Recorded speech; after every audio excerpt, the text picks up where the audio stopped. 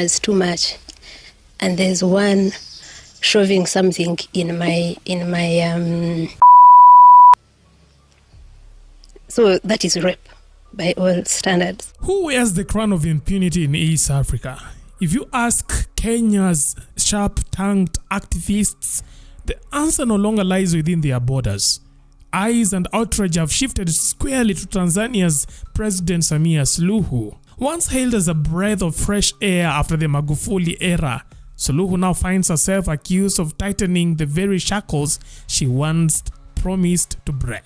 Nimeona klipu kadhaa za kunisema niko bias na nini, nalofanya ni kulinda nchi yangu na ndio wajibu niliopewa. Ugandan activist Agather Atuhaire is not just naming names, she's recounting trauma.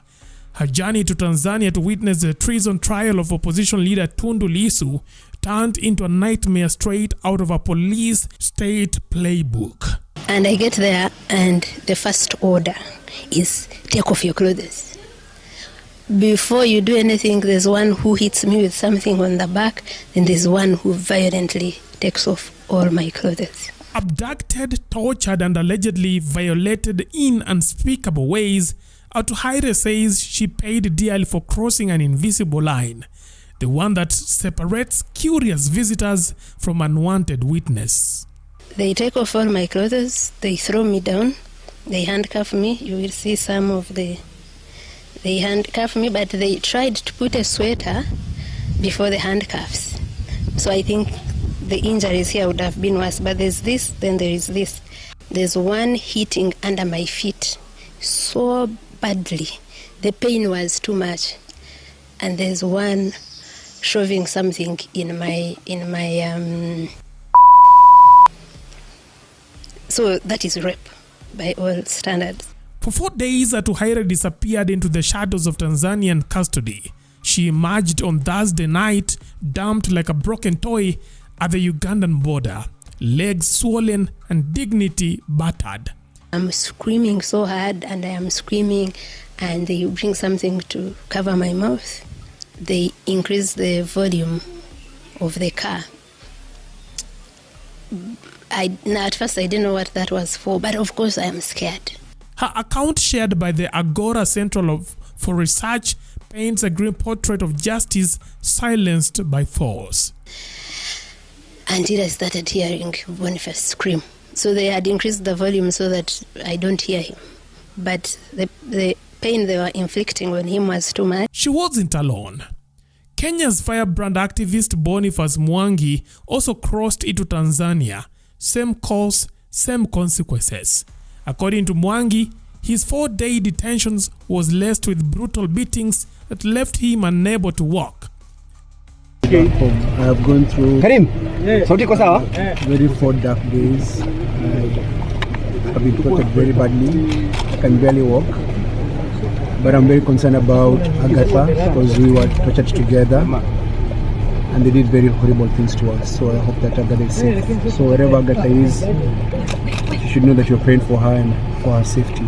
And thank you to everyone who spoke, who stood with us. The solidarity wasn't in vain. Like Atuhaire, he was spat back across the border, dumped at Horohoro and scooped up by Kenyan officials in Kwale County, bruised but unbowed. The torture was done in the name of Mama Samia.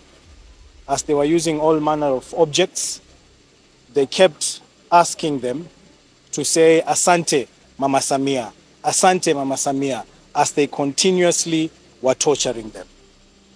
So this is something that we strongly condemn.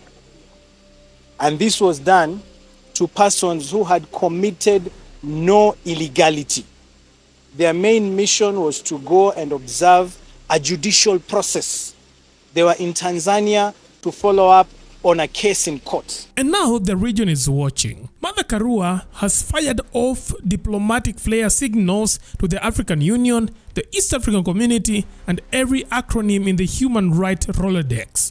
In her letter, Karua slams Suluhu's administration for breaching international human rights standards and warned that this crackdown on civic freedom sets a dangerous precedent.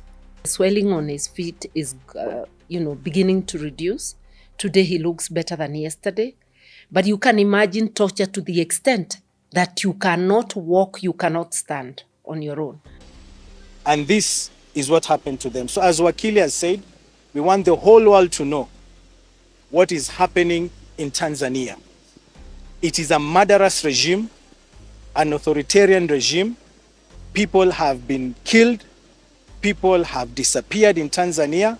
And if these are foreigners who have people to shout on their behalf, governments to ask questions on their behalf, and they were treated in this manner, you can imagine what is happening to Tanzanians who dare speak against the authority in that country. So we strongly condemn this. As the Wakili has said, we will take this matter up. We want to ensure that lessons are learned, and those individuals who think right now that they have gotten away with this, we assure you, you have not.